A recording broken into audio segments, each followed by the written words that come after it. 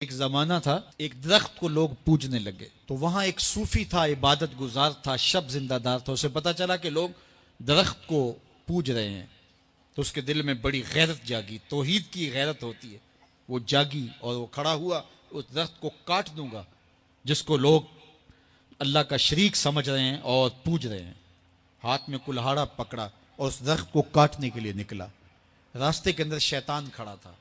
اس نے کہا میں تو نہیں جانے دوں گا، اور شیطان نے راستہ روکا. اس نے پٹک کے شیطان کو زمین پہ مارا اور اس کی چھاتی پہ بیٹھ گیا.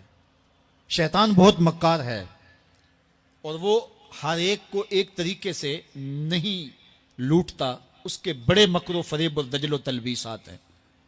اس نے دوسرا طریقہ اختیار کیا. اس نے کہا جناب آپ عبادت گزار ہیں، تہجد گزار ہیں، شب زندہ دار ہیں، آپ درخت کو کاٹیں گے، لوگ آپ کے مخالف ہو جائیں گے، پھر آپ کو ان کے مقابل کھڑا ہونا پڑے گا اور سویرے شام لڑائی ہی لڑائی، آپ کی عبادتوں کے وقت میں خلل آئے گا.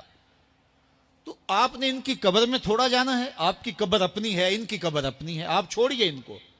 اور ساتھ ہی کہا کہ جب آپ مصلی اٹھایا کریں گے تو نیچے سے 1 درہم مل جایا کرے گا آپ کو، تو آپ اس سے اپنے کھانے پینے کا انتظام کر لیا کریں گے اور آپ فارغ البال بھی ہو جائیں گے. اس طرح باتوں میں لگایا اور وہ زاہد صاحب واپس آ گئے. نماز پڑھی، مصلی اٹھایا، درہم ملا، بڑے خوش ہوئے اور دلیلیں تراشنے لگے. واقعی مجھے کیا لگی، تمہیں غیر سے کیا، تم اپنی نبیڑو، تم اپنی قبر میں جانا ہے، جائیں وہ بھاڑ میں، مجھے کیا لگے، مجھے ان کے بارے میں کیا پوچھا جانا ہے. نمازیں پڑھتا ہے، ہر نماز کے بعد مصلی اٹھاتا ہے تو 1 درہم ملتا ہے. کافی دن گزر گیا، دل بھی آہستہ آہستہ مردہ ہو گیا. ایک دن مصلی اٹھایا تو کوئی درہم نہیں نکلا. پھر دوبارہ کلہاڑا اٹھایا، اٹھا، رستے میں پھر شیطان کھڑا تھا. کہا کدھر جا رہے ہو؟ کہا درخت کو کاٹنے جا رہا ہوں. شیطان نے کہا میں تو نہیں جانے دوں گا. اس کو تجربہ تھا کہ میں اس کو پٹک کے زمین پہ مارا تھا، یہ میرے سے طاقتور تو ہے ہی نہیں. اس نے پھر گریبان سے پکڑ لیا. شیطان نے پٹک کے زمین پہ مارا اور چھاتی پہ بیٹھ گیا. وہ زاہد صاحب پریشان ہو گئے، شیطان کو کہنے لگے کہ یہ کیسے ہوا، میرا تو تجربہ ماضی کا یہ تھا کہ میں طاقتور ہوں، تم کمزور ہو، لیکن اب تم نے پٹک کے مجھے زمین پہ مارا. تو کہا صاحب اس دن تم اللہ کی رضا کے لیے جا رہے تھے، آج تم درہم کے لیے جا رہے ہو.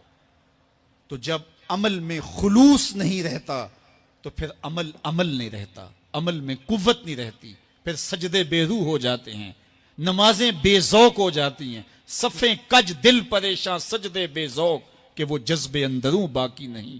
نماز، روزہ، حج، زکوٰۃ سب کچھ ہے باقی مگر تو باقی نہیں. پھر سب کچھ چلتا رہتا ہے لیکن رسم ہوتی ہے. لا یبقى من الاسلام الا اسمہ ولا یبقى من القرآن الا رسمہ.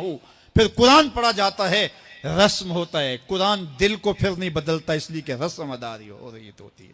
جب رسم ادا ہو رہی ہو تو پھر قرآن دل کو نہیں بدلتا. جب قرآن کے طور پہ پڑھا جا رہا ہو پھر یہ دلوں میں رنگ اتارتا ہے اور معرفت کا نور دیتا ہے اور دلوں کے زنگ اتارتا ہے.